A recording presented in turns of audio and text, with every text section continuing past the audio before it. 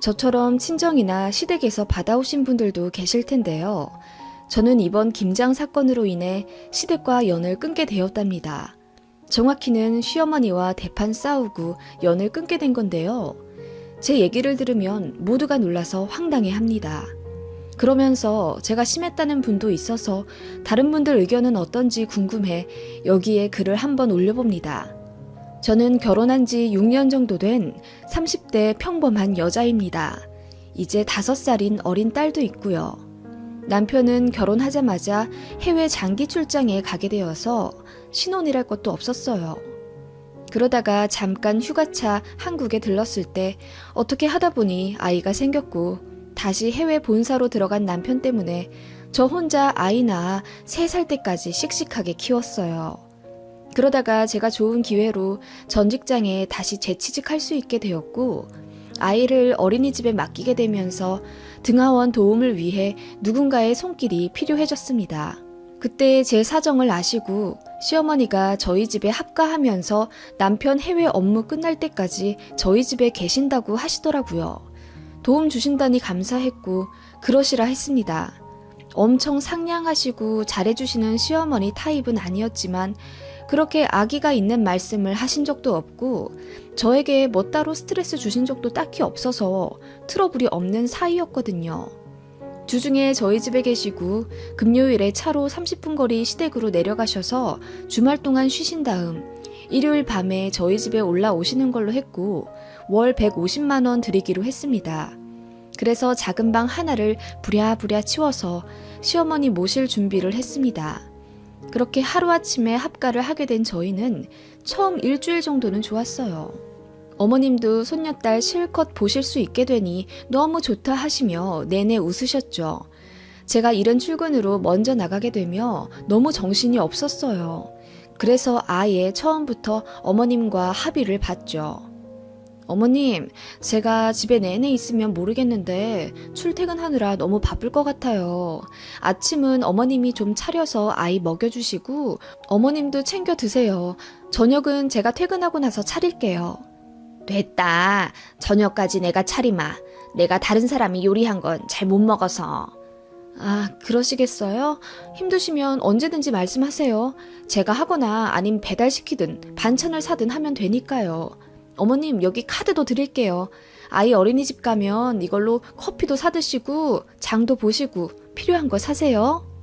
그렇게 어머님과의 동거가 시작되었어요. 문제는 음식이었습니다. 사실 어머님 요리 솜씨가 그렇게 좋지 않다는 걸 처음 인사 갔을 때부터 알긴 알았습니다.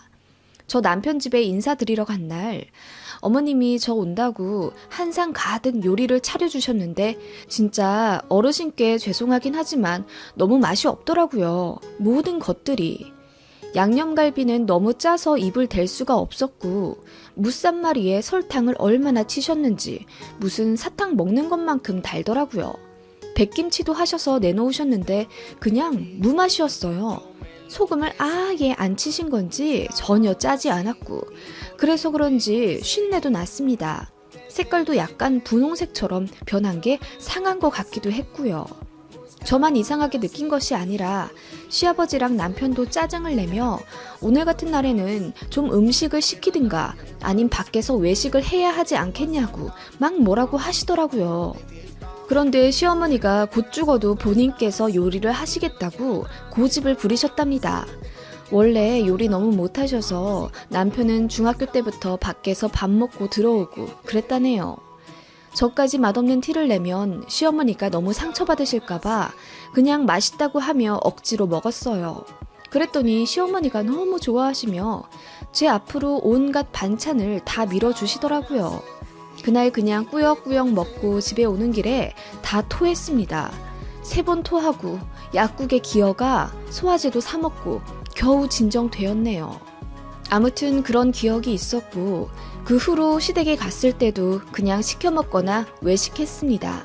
아님 제가 할 때도 있었고요. 시어머니가 요리하시는 걸 무엇보다 시부와 남편이 원치 않았습니다. 시어머니는 포기할 만도 하신데 본인 요리에 엄청 자부심 가져 하시더라고요. 그냥 간만 안 맞으면 모르겠는데 요리에 신박한 재료들을 자꾸 섞어내십니다. 그래서 좀 비위가 상하는 것 같아요. 멸치볶음에 뭘 넣어봤자 견과류나 편마늘 정도 넣지 않나요? 무화과까진 봤습니다. 그런데 저희 시어머니는 멸치볶음에 굴을 넣습니다. 그래서 멸치는 흐느적거리고 굴은 처음부터 멸치랑 같이 볶아내서 다 찢어지고 비린내도 나고 영 이상한데 어머님은 단백질과 칼슘 섭취하기에 최고라며 본인만 아무렇지 않게 드시더군요. 그리고 보쌈이라고 만들어내셨는데 뭐가 또 이상해요. 비린내 잡는다고 넣는 게 한약재나 마늘, 정종 같은 거 넣잖아요. 그런데 시어머니는 포도주스에 재워서 끓이셨더라고요. 보쌈이 새카마토라고요. 달큰한 냄새가 너무 지독하고 먹었더니 이상해서 2점 간신히 먹었습니다. 그런 식으로 시어머니는 본인만의 요리 철학이 너무 강하셨고 다른 사람 말을 듣지 않으시는 외골수 기질이 있으셨던 것 같아요. 신기한 게 다른 면에서는 괜찮으셨거든요. 그래서 예물 예단할 때도 간섭도 안 하셨고 저희 신혼집 구할 때도 입 한 번 안 대셨어요. 남편이 말하기를 시어머니가 시할머니께 시집살이를 그렇게 당하셨대요.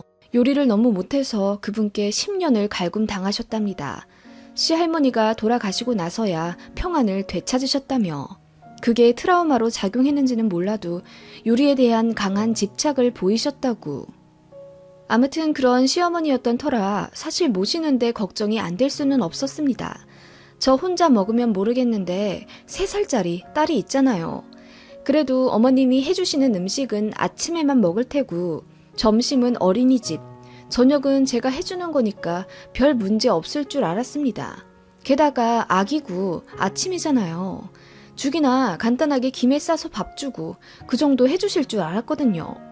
제가 그렇게 부탁드리기도 했고요. 아침 절대 거하게 먹이지 마시라고요. 어차피 어린이집 가자마자 또 아침 간식 먹거든요. 그런데 시어머니는 손녀에게 아침으로 무언가를 제대로 해 먹여야겠다는 부담감이 있으신지 아침부터 아이에게 수제 떡갈비를 구워주시거나 생선을 굽고 볶음밥을 해주시고 아무튼 좀 헤비하게 해주려고 하시더라고요. 저는 어머님이 아침 요리 준비하실 때 집에서 나가게 되니까 그 과정을 모두 보게 되는데 딱 봐도 아이가 안 먹을 것 같은 좀 기름진 것들이 많았어요. 얼핏 제가 간을 보니 너무 짜고 어떤 건 너무 달고 그렇더라고요. 그래서 제가 돌려 말했습니다. 어머님, 아침부터 이렇게 많이 안 차려주셔도 돼요. 간 센 것도 안 먹고요. 세은이 아침에 3숟갈도 거의 안 먹고요. 어린이집에서 많이 먹는데요. 그러냐? 알겠다. 알아서 잘 먹일게. 하시며 저를 서둘러 내보내시곤 했죠. 불안한 마음이 있긴 하지만 설마 할머니인데 아이에게 해댈 행동을 하실까 하셔서 그냥 출근했습니다. 그런데 어린이집 선생님께서 어느 날 전화를 하시더라고요. 세은이 어머님, 요즘 세은이가 아침마다 토를 해요. 그런데 내용물을 보면 하나도 소화가 안 되어 있더라고요. 세은이 아침에 밥을 좀 많이 먹나요? 아, 저희 시어머니가 아침을 먹여주시거든요. 그래서 제가 그 부분까지는 정확히 다 못 보고 나와요. 많이 토하나요? 네, 정확히 세은이 할머님이 등하원 해주시는 날부터 아침에 토했네요. 세은이 차라리 아침 안 먹고 보내시는 게 나을 것 같아요. 저희가 간식 잘 해먹일게요. 그리고 세은이 하는 말 들어보니까 좀 조심스럽긴 한데 할머니가 해주는 밥 먹기 싫다는 식으로 더듬더듬 말하더라고요. 맛이 없다고요. 어머, 정말요? 걱정이네요. 일단 아침에 안 먹이고 보내볼게요. 저는 너무 놀라서 바로 시어머니께 전화를 드렸죠. 아이 선생님한테 이런 전화가 왔다고. 그랬더니 불같이 화를 내시며 이러시더라고요. 그럼 내가 뭐 못 먹을 거라도 억지로 먹였다는 거냐? 아니요, 그게 아니라 세연이 그냥 죽 같은 거나 조금 주시거나 아예 안 주셔도 되실 것 같다는 말씀을 드리려고 하는 거예요. 어머님 아침마다 죽하기 힘드시니까 이제 제가 저녁에 만들어 놓고 소분해서 냉장고에 둘게요. 아침에 그거 그냥 데워주시면 될 것 같아요. 너나 왜 올라오라고 했니? 이래라 저래라 갑질하며 시키려고 올라오라고 한 거야? 네? 어머님 갑질이라뇨. 저는 세은이가 계속 토한다길래. 그러니까 내가 해준 음식이 맛이 없어서 우리 손녀까지도 토할 정도라는 거 아니야? 어머님, 제가 언제 그렇게 말씀드렸어요? 어머님 진짜 갑자기 왜 이러세요? 나 기분 나빠서 못 해먹겠다. 내려가마. 그렇게 전화를 끊은 시어머니였고 저는 솔직히 설마 정말 바로 내려가실 거라는 생각을 못했습니다. 조금 뒤인 3시 반이 아이 하원이고 저는 6시 반에 퇴근인데요. 그런데 4시쯤 어린이집으로부터 전화가 왔습니다. 왜 아이를 안 데려가냐는 원장 선생님 말씀이셨죠. 제가 시어머니께 전화드리니 안 받으시더라고요. 그제야 부랴부랴 회사에 조퇴계를 내고 눈물바람으로 뛰쳐나와 아이 어린이집에 갔습니다. 정말 열받더라고요. 시어머니는 계속 전화 안 받고요. 이 사실을 해외에 있는 남편에게도 전화 걸어 전부 알렸습니다. 그랬더니 남편이 흥분하면서 하는 말이 이제 좀 고치신 줄 알았는데 엄마는 맛없다는 말이 발작 버튼이나 마찬가지야. 맛없다고 하면 엄청 난리치면서 끝까지 먹어보라고 그래. 내가 엄마 그런 것 때문에 식이 장애까지 왔었거든. 엄마가 해준 음식 끝까지 안 먹으면 억지로 막 먹이셔서 나도 초등학생 때 많이 토했어. 아빠가 난리치고 이혼하자 그래서 겨우 성격 고치신 줄 알았는데 정황 들어보니 확실하진 않지만 나한테 하듯이 우리 세은이한테도 그랬나 보네. 미안해 여보. 나는 엄마가 또 그러실 줄은 생각도 못했어. 미리 말 못해서 미안해. 남편 말을 듣고 저는 너무 충격받았고 아직 말을 잘 못하는 딸 아이에게 물어보니 할머니 싫어. 맛 없어. 너무 짜. 싫어. 이러더라고요. 그대로 친정엄마한테 전화해서 엉엉 울면서 모든 사실을 밝혔고 친정엄마가 하던 일 다 제치고 저희 집에 올라오셨습니다. 제 딸 끌어안고 저희 친정엄마가 말씀하시길 요 조망만한 애가 먹기 싫다고 할 정도인데 가슴이 미어